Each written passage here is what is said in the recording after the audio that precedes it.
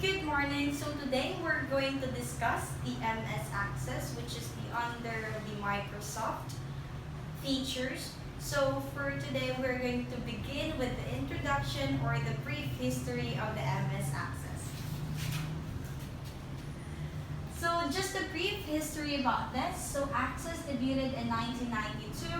Microsoft had struggled to produce a desktop DBMS for years and fast-tracked and the development process by buying up one of the sector's market leaders, that is the FoxPro.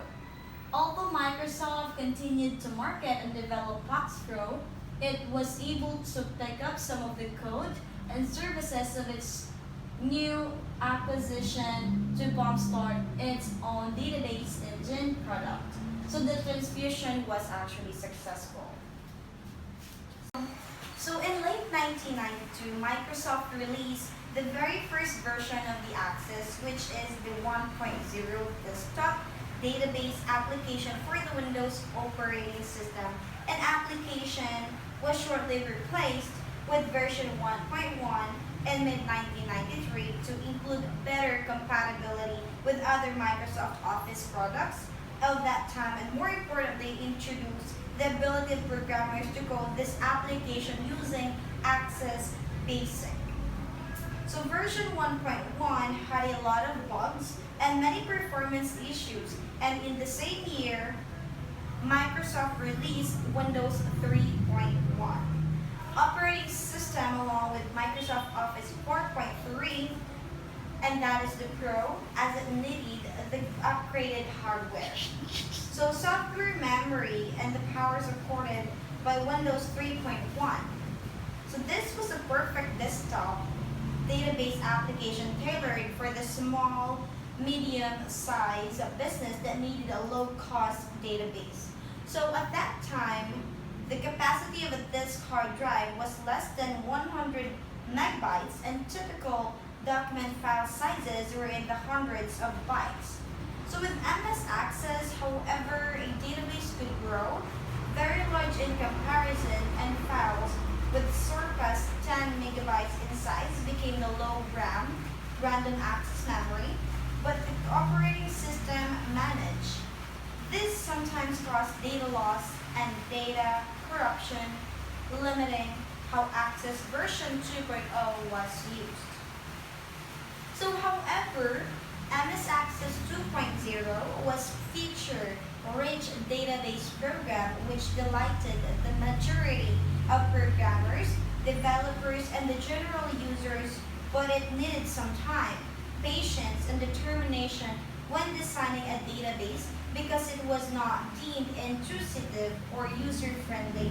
Because by any stretch of the imagination, Microsoft released a newer operating system, Windows 95, in 1995, and this was the function or the foundation of moving to a 32-bit processing system with a brand new graphical user interface, and that would be GUI. Again, Office 95 was released, which included MS Access 95, and one of the significant modifications, other than the look and the feel of this new interface, was the most robust and flexible programming language and the introduction of Visual Basic of applications. So MS Access 95 was probably the least successful version of all due to the new 32-bit application still in this kernel for the Windows operating system environment and the JET database engine being slow. But it certainly was considered the beta version, the final release of MS Access in 1997, which was a real success. So, as the Microsoft released modern operating systems, which include Windows 98, the very unpopular Windows ME, and ultimately the more stable Windows 2000 NT, a brand new significant version of Access 2000 was introduced. So any earlier versions of Access databases, files MDBs, required to be modified into the new upgraded JET engine and include the richer and more powerful tools provided with this release. So this was one way to reduce creating a copy of the old database file as backup, and this version became the new standard for Access. So web integration was a new feature to Access 2000, enabling developers to publish results on the internet in HTML. Better security, replication, and database connectivity tools really increased the demand and popularity amongst the die-hard developers. So nowadays, this is the initial version still in use and is even acknowledged as the standard version engine format default for the later releases of Access 2002 and 2003, which were minor improvements of Microsoft Office tools providing better integration with other applications. So the history of Microsoft Access continues with Access 2007 being launched and introducing a new live format, ACCDB, which encapsulated new data types like the multi-value and attachment fields. So it also followed the new graphical user interface, GUI, layout using the regular Microsoft Office ribbon bars and provided better ways to handle objects in Access. So the look, feel, and richer template layout suddenly made MS Access a way more user-friendly system to use than ever before.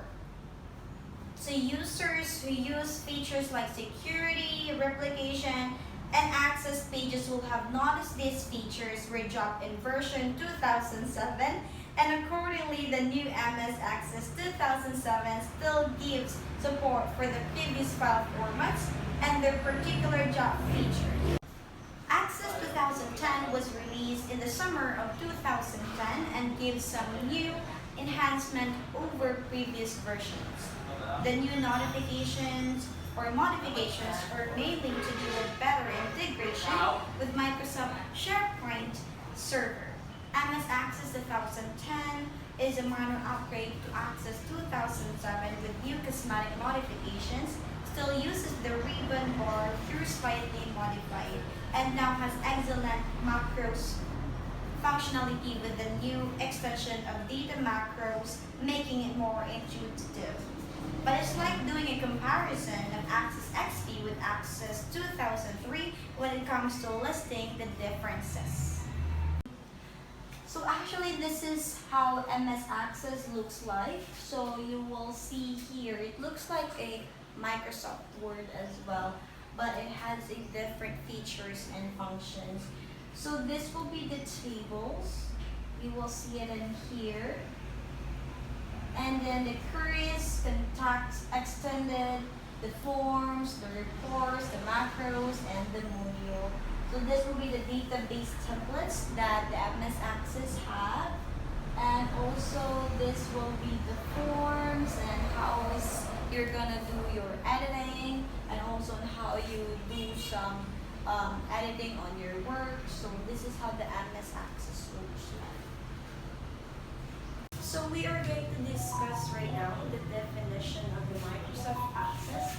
So Microsoft Access is a database management system for Microsoft that combines the relational access database engine with the graphical user interface and software development tools.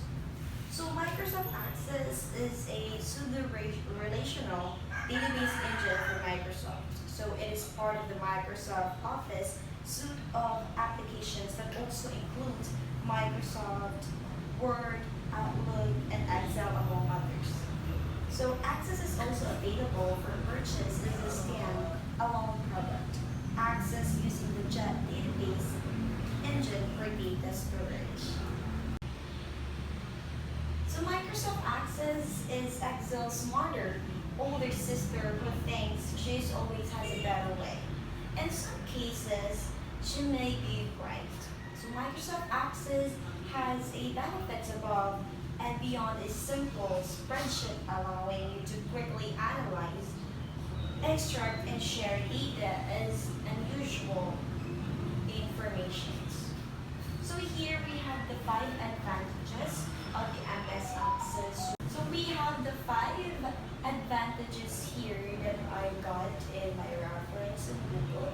I will going to first give a 5 advantages So one of that is being cost effective. So MS Access is significantly cheaper to implement and maintain compared to larger database management systems such as Oracle and SQL Server. And the second one, we have the large amounts of data, which is you can query and analyze large amounts of data without the knowledge of structured query language, which is the SQL. The total size for an MS Access databases, including all database objects and database, is 2 gigabytes. Third, we have the easy to integrate, so you can easily integrate MS Access with software programs based on Windows, as well as with other products in the MS Office suite. Have also easy to install and use, so it takes only a few minutes to install MS Access. So it is easy to use with a fully functional database with wizards to guide you at every step. So you do not need to know any programming language to use MS Access actually. So the learning curve to master MS Access is easier than other databases management systems. We have a widely popular, so MS Access is most popular desktop relational database management system, or RDBMS, in the world. Microsoft Access is an information management tool or relational database that helps you to store information for reference, reporting, and analysis. So Access can also overcome the limitations found when trying to manage large amounts of information in Excel or other spreadsheet applications. So we have here 7 key benefits of Microsoft Access database as well. So the first one, we have the cost of development.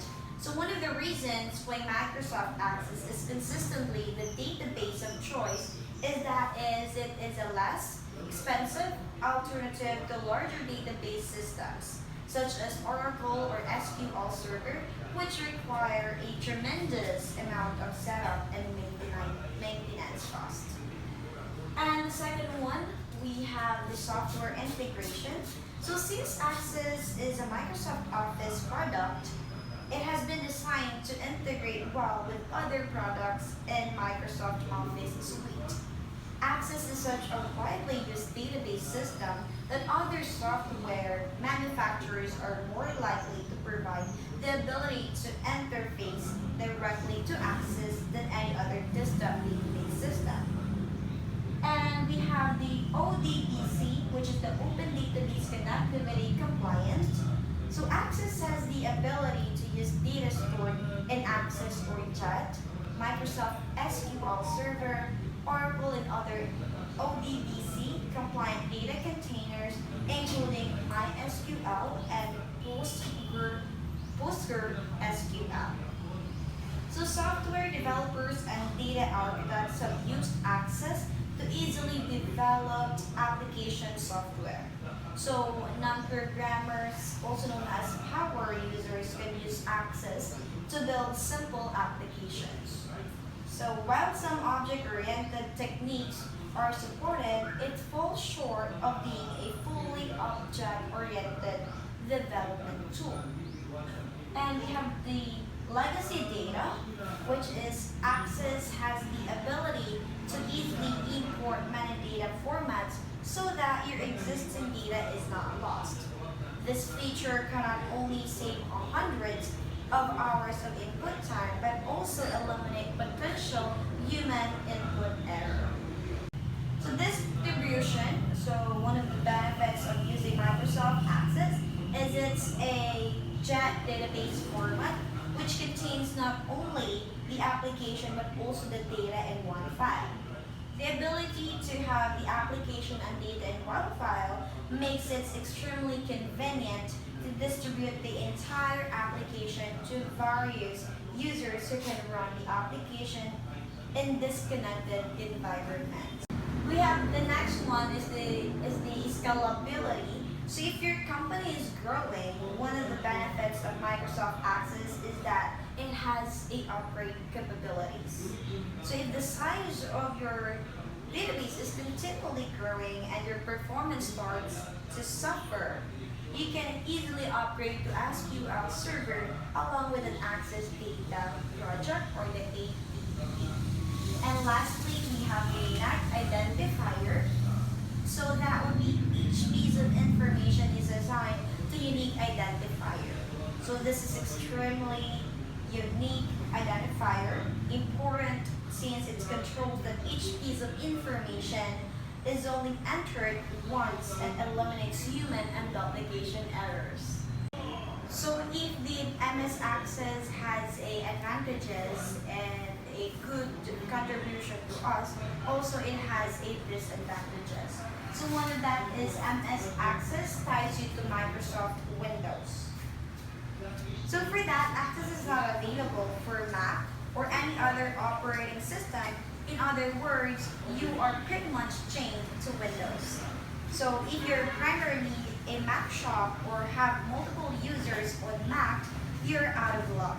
So on the other hand, if you use a web-based database software, operating systems are just not a consideration. And we have also MS is not a user-friendly. So for that, MS is not a user-friendly. So in its heyday, Access was way ahead of its time.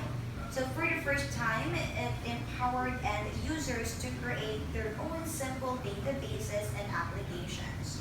So that was then. Today, Access looks clumsy and clunky compared to new no-code applications, which are vastly more elegant and intuitive.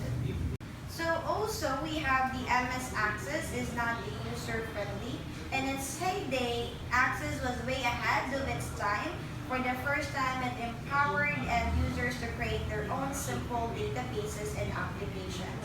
So that was then. Today, Access looks clumsy and clunky compared to new no-code applications which are vastly more elegant and intuitive. So we have the MS Access is not also a user-friendly. So in its heyday, Access was way ahead of its time. So for the first time, it empowered end users to create their own databases, which is the simple and applications. So that was then. Today, Access looks clumsy and clunky compared to new no-code applications, which are vastly more elegant and intuitive. So Airtables, no-code, just clicks, or Hyperbases, databases made simple, slogans exemplified this. MS Access is not available over the internet as well. So this is probably the biggest limitation of Access. So it is not groupware, software that multiple people can access over the internet and contribute to. So it can only be downloaded and used on the local system or across the local network. So notwithstanding its power, this limitation makes an Access app little more than a glorified spreadsheet.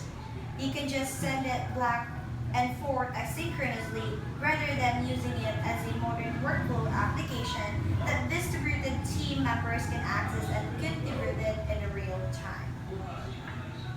So MS Access is suitable only for small databases. So in MS Access, all information is saved on one file, which has a hard restriction. It cannot be larger than 2 GB, and consequently, Access is not ideal for handling large databases with tens of thousands of rows and attached information like images or files.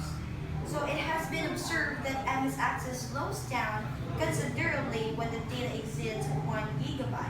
So if you deal with large data sets, you are best observed by other databases software. And the last one, we have the not suitable for team use as well. So modern databases like Hyperbase and Airtable follow the client-server model. So multiple team members access the same instance of an application over the local or global network. So however, Access has been designed for single user here, and it experiences severe performance issues when multiple people try to access it through the network simultaneously. So to the critical limit is 255 concurrent users. It becomes terribly slow even with 5 to 10 So that's all the explanation and some history and also all the lessons that I have from